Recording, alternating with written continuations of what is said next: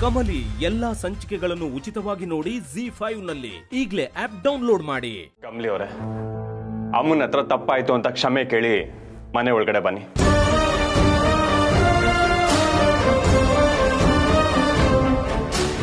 ಏನು ಕ್ಷಮೆನಾ?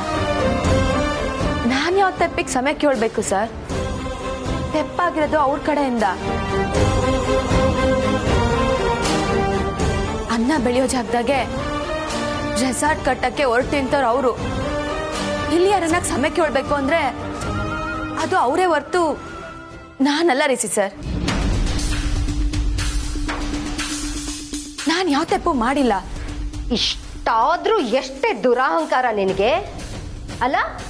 ಗಂಡನ್ ಮನೆಯವರು ಅಂದ್ರೆ ನಿನಗೆ ಅಷ್ಟೊಂದು ತಾತ್ಸಾರನ? ರೆಸ್ಪೆಕ್ಟೇ ಕೊಡದೆ ಹೀಗೆಲ್ಲ ಮಾತಾಡ್ತಿದ್ಯಲ್ಲ, ನಾಚಿಕೆ ಆಗಲ್ವಾ ನಿನಗೆ? ತೆಪ್ಪುನ ತೆಪ್ಪು ಅಂತ ಹೇಳಕ್ಕೆ ನಾಚಿಕೆ ಯಾಕಾಗ್ಬೇಕು ಅತ್ತೆಮ್ಮ?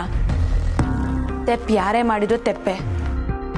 ಅದು ಗಂಡ ಮಾಡಿದ್ರು ತೆಪ್ಪೆ, ಗಂಡನ್ ಮನೆಯವ್ರು ಮಾಡಿದ್ರು ತೆಪ್ಪೆಯ.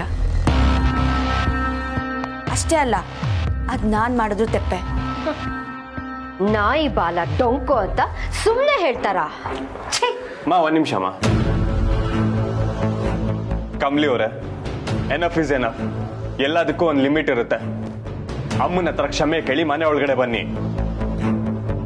ಇಲ್ಲ ರೀಸಿ ಸರ್, ಈಗ್ಲೂ ನಾನು ಹೇಳ್ತೀವಿ, ನಾನ್ ತೆಪ್ಪು ಮಾಡಿಲ್ಲ, ನನ್ ಕ್ಷಮೆನೂ ಕೇಳಲ್ಲ.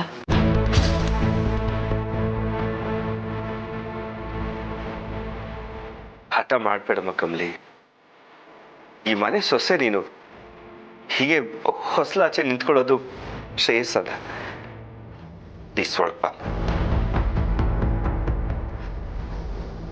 ಕಮಲಿ ಅವರೇ, ನನ್ನ ತಾಳ್ಮೆ ಪರೀಕ್ಷೆ ಮಾಡ್ತೀರಾ? ಈಗೇನು ಒಳಗಡೆ ಬರ್ತೀರೋ ಇಲ್ವೋ?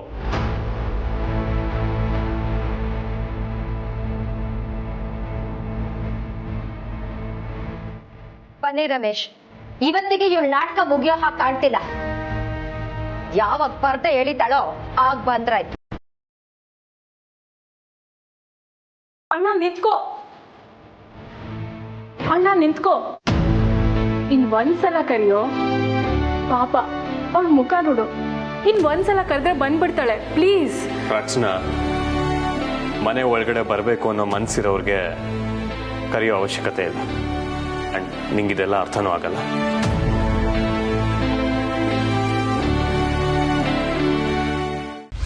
ಕಮಲಿ ಎಲ್ಲಾ ಸಂಚಿಕೆಗಳನ್ನು ಉಚಿತವಾಗಿ ನೋಡಿ ZEE5 ನಲ್ಲಿ ಈಗಲೇ ಆಪ್ ಡೌನ್ಲೋಡ್ ಮಾಡಿ.